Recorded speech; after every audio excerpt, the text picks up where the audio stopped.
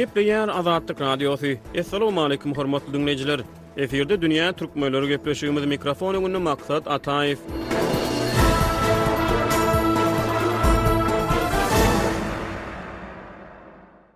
Ýa-ni ýakyna Türkmenistana itleri gazaply çemeleşilmegini gadagan edýän kanun kabul edildi. Bu kanunyň öň ýany hem ýany hem Azadlyk Radiosynyň habarçylary ýurtda itleri, hususan iýesiz itleri gazaply çemeleşmeler barada habar berdiler. 17 awgustda hökümetçi Türkmen-Portal.com neşri Ýewropa Birleşiginiň Türkmenistana wekilhanasynyň tebigaty gorumak jemgyýeti we meýletinçiler topary bilen birlikde pinahanalarda saklanýan jandarlary azyk we derman gowşurynyny habar berdi. Ýewropa Birleşiginiň Türkmenistana haýwanlaryň hukuklaryny goldaw bermek maksady bilen geçiren 10 günlük söýgü we hoşniyetlik kampaniýasynyň jemi-jemlenýi. Bu çäre Türkmenistana itleri gazaply çemeleşilmegini gadagan edýän kanunyň çap edilen wagtyna gabat geldi. Azadlyk Radiosynyň ýurt içindäki habarçylary olarky ýyllarda hem ýurtda haýwan hukuklarynyň agyr ýagdaýy barada habar berip gelýärler. Halklaryň öý haýwanlaryna çemeleşmeleri belli bir derejede döredüjük işlerini edebiýatda we sungatda öz beýanyny tapýar. Dünýä türkmenläriniň bu sany türkmen edebiýatyny öý haýwanlarynyň şöhretlenişine öwrünmäge çalışýar. Gepleşigimizde türkmen edebiýatçysy ýazyjy we synçy Hudaýberdi Haly gatnaşýar.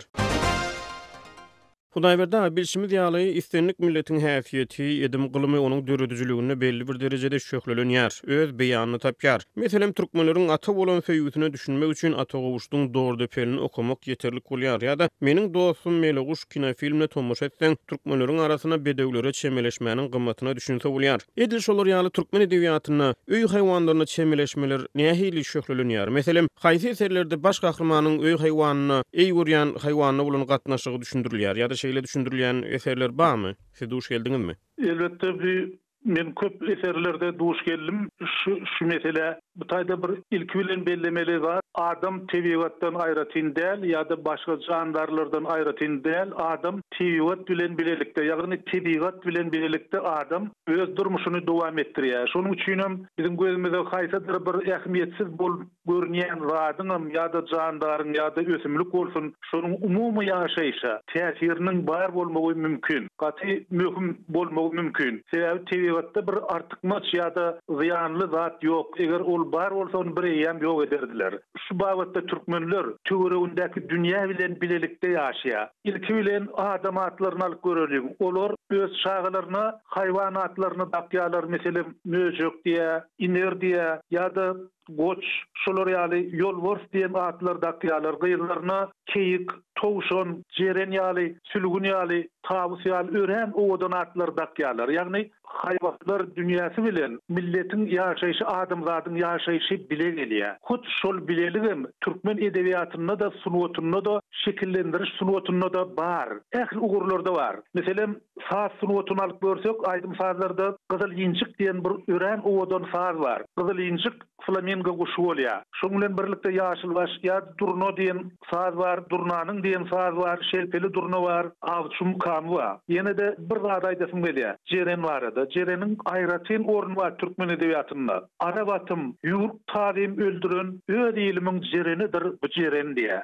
Şol aýdymyň ady türkmenleriň arasynda jerenim diýip tutulýar. Ýöne Gunwatar Türkmenistanyny, belki de şol aýdymyň dören ýeri şol Gunwatar Türkmenistandyr. Gunwatar Türkmenistanyna şol aýdymy jereni kıwlam diýilýär. Şeýle ägir uly söýgü bar. Ne atlarada aýsak, ýagny senin aýt geçişiň ýaly esasan göregli eposyny gözüňde tutmaly bolýar. Sebäbi göregli dünýä iýnenne kämillige ýetenne onuň senin hak tagallardan dilegiň näme diýenne at bilen at diýär. Ýagny at hem maňa at der, şöhrat der. Şol ikisini bilelikde diýär. Göregliniň şöhraty, ady, awry, edermenligi, onuň gaýraty, şonuň gaýraty bilen baglanyşykly. Gaýrat onuň ýanyna bir ägirt uly, bir kömekçimi, ýardamçymy, şeýle bir beýik zat. Ne şu ýerde ýene bir ýagdaý bellemek gerek. Şu mesele beýlik eserlerde de var. Meselem Gorkudata destanyna ýa-da Gorkudum diýerler. Şonna at barada şeýle bir düşünje bar. Ýagny Gorkut atada aýdylýar. Eger ata kim haýwan diýse, ol meniň duşmanymdyr diýär. Eger ata kim meniň dostum diýse, ol ýalňyşýandyr diýär. Sebäbi dost duşmanym bolup bilýändir diýär. Ata diýär, dogonum diýmek bolar diýär. Ýöne onuň artyk men saňa näme diýeýin diýär. diye. Göreglüğünün atam edil şolur ýaly. Dostunum, yollaşdynam bir ileri göreglüçin. Ine şolur ýaly türkmen edebiýatyna ören meşhur eserler var. Şoň bilen birlikde türkmen edebiýatyna ýene bir bellemeli aýratynlyk var. Türkmen edebiýaty haýsydyr bir jandar öňe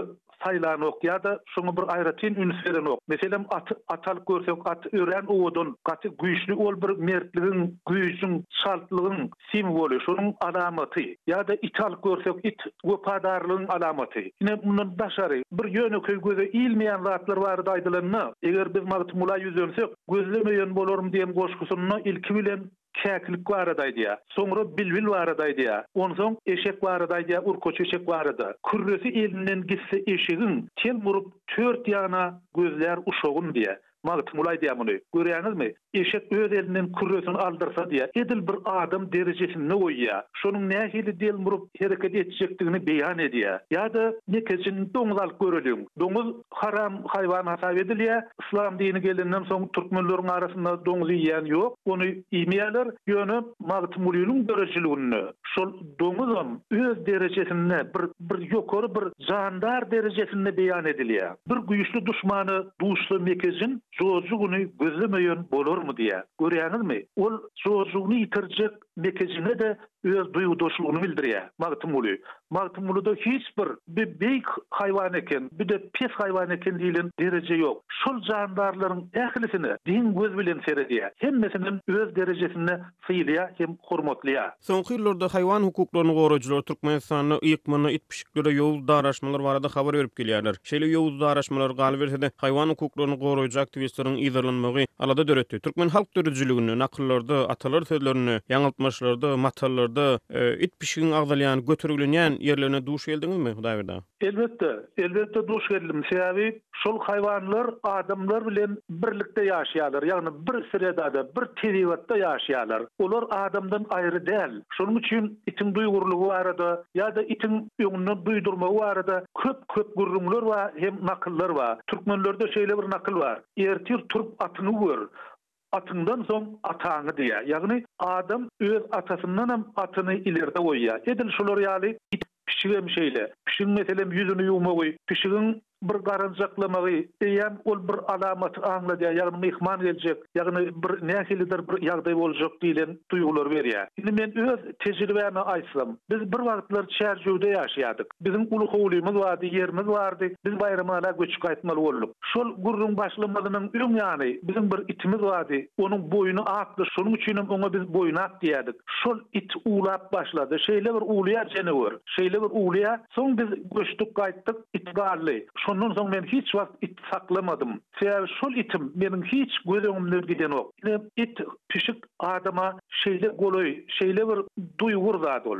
Şonuň üçin adam ony öz öýüniň ýanyna saklaýar, hem ekläp saklaýar. Egerde adam öz içine seretmese, öz içini yallap şoňa bir digerli hyzmat etmese, onu millet galamýar. Meselem intep ýören oglana, onunla görünýän adama sen näme planynyň itiýaly intep ýörsiň diýerler. Şol halkyň içinde haýwanlar saklamak, olary naharlamak, olary eýçilik etmek däpleri bar. Şol däplerim şuňlar üçin ýürek gelýär. Siziň bilişiňiz ýaly it esasan türkmenlerde goragçy, öýüň howpsuzlygyna kömek berýän jandar hökmüne kabul edilipdir diýdik. Hojalygyň kömekçileri hökmüne kabul edilipdirler watal. Türkmenlerde köplenç itler jaýyň daşyna howlda ýaşaýar. Pişikler öýde bolýar. Edebi işler, metbuat, gazet, jurnallar, raýat jemgyýeti, sunugat eserleri, galy berse ýazyjylar, şahyrlar, sunugat işgärleri, blogerler, umman aýdylanyň sahnaның öňündäki adamlar ila tarasyna it pişige çemeleşmeleri nä derejede täsir edipler siziň pikiriňizçe? Bir adamyň içki ruhy medeniýeti bilen bagly. Şoň üçin haýwana zulüm etmek bol it bolsun ýa-da bir eşekler bolýar. Ina soňky döwürde tehnikanyň köpelmegi bilen eşegiň bir gojalykdaky orny gowşady ýa-da ýok boldy. Şoň üçin eşekleri meydanlara kurdular. Şol ýawany geçip ýören eşeklere zulüm edýän adamlary millet ýigrenýär. Millet şoňa bir şeýle zulüm etmeli däldigini aýdýar. Onsoň ýene bir bellemeli zat, şol haýwanlaryň adama ziýany ýok. Eger meselem aýdaly bir ýüregän it bolýar ýa-da topulýar it, şeýle bir erbet itler bolýar, olar çağalara topulýarlar, adama topulýarlar. Şol itlerim azatlyga goýberseň, boşatyp goýberseň, ol hiç kim üstüne topulmaýar. Ol öz uğruna gidýär. gidiyor, öz yolunu gidiyor. Yönü elbette hükman olary barlap durmaly, dürlü keseller ýaýrýar. Edil adamda boluşýaly, hayvanlaryň arasynda da ýokunç keseller bar, yaramaz keseller bar. Şoňa gözegçilik etmeli. Şonu nazarda tutmaly. Itin meselem guduzlamagy mümkin, pişigin ýa beýleki jandarlaryň şeýle keseli almagy mümkin. Şonuň üçin türkmen itini öýüniň daşynda saklaýar. Sebebi öň Türkmenlerde ite pişige serediyen doktorlar bolmandır, veterinarlar bolmandır. Şunun üçün şol kesellerden adamı ayırmak üçün, arada bir şirket koymak üçün iti daşarda saklaptırlar. Yönü pişigin arasalığına serediptirler. Ondan sonra pişigin özü katı arasa jandar. Bir terbiye bilen bağlanışıklı.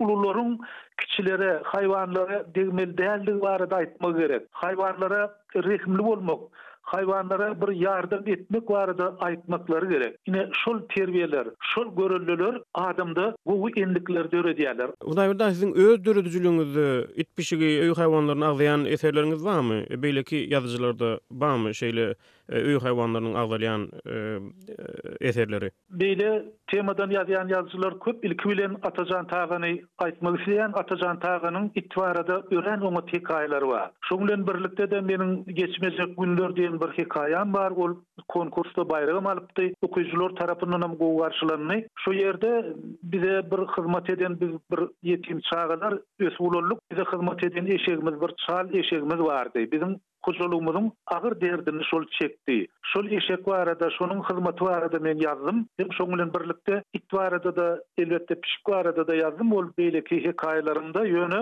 şol ýene-de eşek barada aýdylanyna bir şeýle bir ol jandar gaty jepakeş.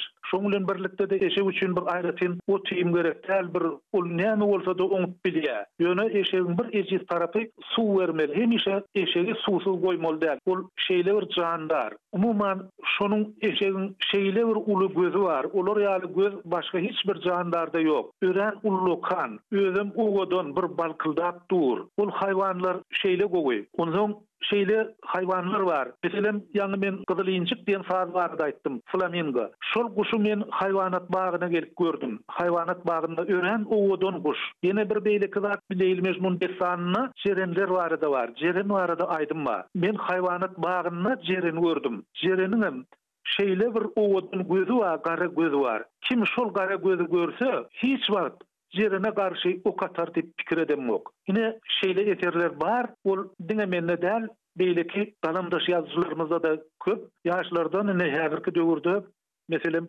kömek kulda oňat eserler bar. Daýberden şu ýerde çağalan eserleri bardy, dörediçiligi bardy, gurrun etsek belli bir derejede ertekelerde ýa-da çağalar üçin ýetdiren kitaplarda, hekaýelerde, eserlerde köplenç baş gahryman haywanlar bolýar. Türkmen edebiýatyna, çağalar edebiýatyna haýsy haywanlar çağalaryň eserlerini, hekaýelerini ertekelerde baş gahryman hökmüne ulanylýar, salanylýar. Türkmen halk dörediçiliginde haywanlaryň ählisi diýen ýaly bar ýöne aýratyn köp ulanylýany at, it, şeýle hem beýleki haywanlar şoňdan birlikde de möjük. Möjügüm köp ýerde gelýär. Indi bir aýratynlyk bar. Şol erteklerde bir adam bir haywana ýagşylyk eden bolsa, soňra şol haywan şol ýagşylygy adama gaýtarýar. Ol bir boş geçen o. Şol eserler ýaşlarda aýratynam kiçi ýaşdakylarda haywana bolan bir tebigatyn bir janly jandarly bolan ören güýçli söýgüni döredýär. Ol eserler gaty bir gymmatly. Şolary jemläp meselem kitap edip bolar aýry-aýry. Hatda suwdaky balyga çenli türkmen erteklerine balyk bir balyk ýugdan gelin, şol balygyň içinde ogly bolýar. Göşeýip şol ol soň ýagty jahana çykýar, ýagny balygyň içinden çykýar. Şonuň dünýä inmeginde, şonuň bir insanyň kemale gelmeginde balygyň aýratyn bir hyzmaty bar, aýratyn orny bar. Umuman jemläp aýdylanyna şu tebigat bütün janly janlar, hem ösümlik, hem haywanlar, hem adamzat şu ählisi bilelikde ýaşaýar. Ählisi biri bilen nähilidir bir özara baglanyşykda bolýarlar. Şu ýerde nähilidir bir baglanyşygy üssün, onu durmuşyň kadaly gitmegine ziyan edýän, şoňa päsil berýän. Bizde hut şol ideýa, şol pikiri goramak gerek, şonu ösürmek gerek. Diňe bir it pişigi däl, ähli zady goramaly. Haywanlary, ine togşanlar goramaly, jerenleri goramaly, kuşlar goramaly. Şunu biz adamzat jemgyýetini, adamyň saglygyny da gorap bileris diýip pikir edýän. Hormatly dinleyijiler, dünýä türkmenläriniň bu sany hem tamam boldy. Ýene-de efir torkunlaryna duşuşýança hoş tag boluň.